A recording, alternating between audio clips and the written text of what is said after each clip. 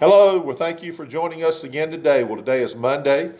It's May the 25th. So at this point next week, we will be in the month of June, hard to believe. So we've got one full week left of May.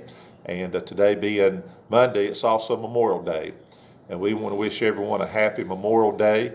And we want to think about the gravity of the day and why it was established, of course. Memorial Day is literally for those who gave their lives for this country. And we're talking about soldiers and anything connected to that. And we want to thank God for those people who did that. So today we're going to give a Memorial Day devotion. And of course, you probably heard this yesterday. You can hear it any time.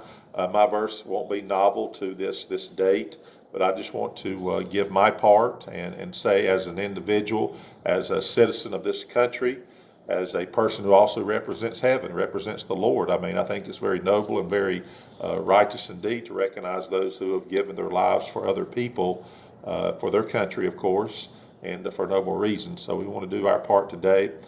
Before we read our passage, let me just say again, thank you for those who watch these videos. Yesterday we were in church, and one of our own ladies was just mentioning the fact that she listens to these daily, and she and her daughter, and who, by the way, both of those did a wonderful job in providing decorations for our church, patriotic decorations. They always do a wonderful job, don't get enough credit for what they do, and they're not looking for the credit, and I realize that, but they did a wonderful job, and they were just saying how much the devotions means a lot to them.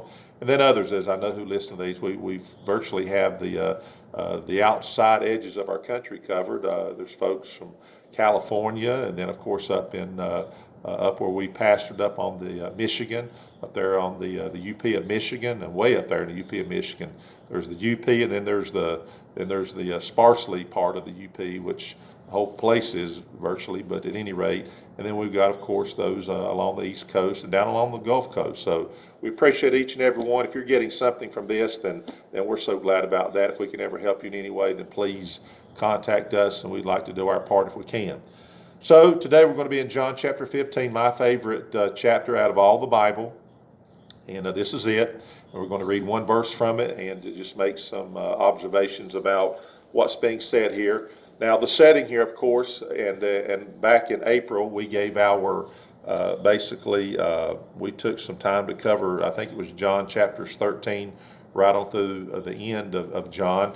But what's particularly interesting about after John 13, that's the upper room, and then you have these detailed incidents that are found between the upper room and the Garden of Gethsemane, very, very detailed, that you would not find in the other three Gospels. So the setting here is this is the night of the arrest. Jesus will be arrested within hours of this very conversation that he's having, and he bore so much to these disciples. Now it's down to the 11, and Judas has already gone to betray him. He'll be showing up soon with that entourage who'll have Jesus arrested.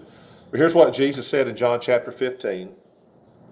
He said, "Greater love hath no man than this, that a man lay down his life for his friends."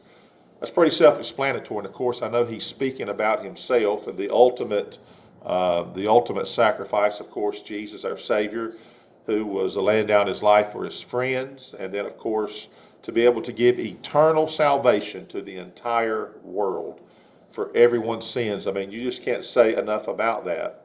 But in that same spirit, we want to apply that same mindset for the soldiers who have done basically what's being said here for their country. And, our countrymen could not give us eternal salvation like Jesus, so there's really no comparison to that. But when you think about laying down your life for someone or laying down your life for your country, it's noble, it's right, and it shows love.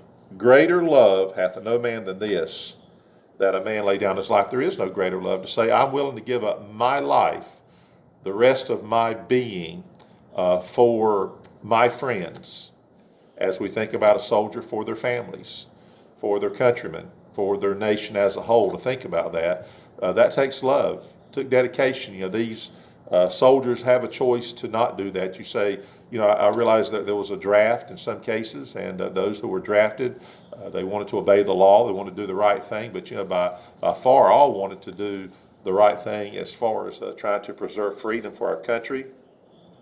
and even for others, people they would really never know very well. I think about my Uncle Barry, who's a pastor, been a pastor for decades, and he's a Vietnam veteran, and really thankful for his reputation as a pastor, as a Christian, as a husband, father. But he's a man who was drafted in probably the high part of the Vietnam War, and went there and did his duty. But he did it for his country, and I'm thankful for that mindset. And he has that mindset that carries over into trying to do the same thing for his Lord. But love for country, love for freedom, love for what's right. No greater love than a man to lay down his life than to do it for his friends. When you think about soldiers who would die for the nation as a whole, people they would never meet, people they would never know, but even if they just thought about their own family, saying, I want to preserve freedom. And then to tie it in, of course, yesterday, we met in our church building for the first time in 10 weeks inside the building itself. And to think about there were people who died on battlefields to preserve what we did yesterday and what we're able to do.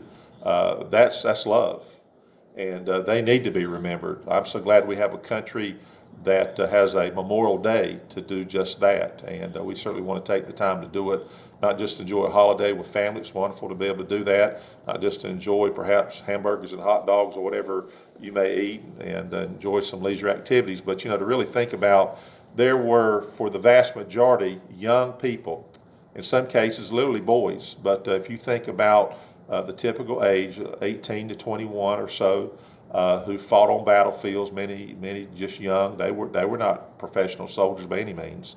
Many, of course, were drafted. Many, of course, they decided, I'm going to join up and do what I can. So many stories, and of course, there's living heroes, but to think about those in cemeteries to this day who never, most of those were never married, or they married quickly knowing that they could die, and left behind a widow, a very young widow, moms and dads who grew up the rest of their lived the rest of their days, also siblings without brother or sister, and who died on a battlefield, and that they never got over that. You never will. But all that to say, I want to do my part. I'm just one individual. I'm just one voice. I'm one citizen of this great country, proud to be a citizen of the United States of America, proud to be a citizen of the state of North Carolina. And of course, I'm proud to be a citizen of heaven too, and glad to represent it. But we want to take our part to say thank you to all those families who allowed loved ones to do what they did, and brought them up in the way they did, so they'd have that kind of a character to do that. And though we can't thank them right now, we're thankful for their memory and what they did. So we want to do our part by saying that, and it took love, and they cared for the people in which they gave their life for. People, again, they never knew, but if it was just their families, they did it for them and their friends. So we want to say happy Memorial Day. Be safe. Hopefully you stay healthy, of course, through all this virus situation. But at any rate, let's thank God for our country. Truly, God bless America, and may we be in the position to get the most blessings from our God. And we're so thankful for what we have, especially in light of these days. So we hope you have a wonderful day. Until tomorrow, God bless you.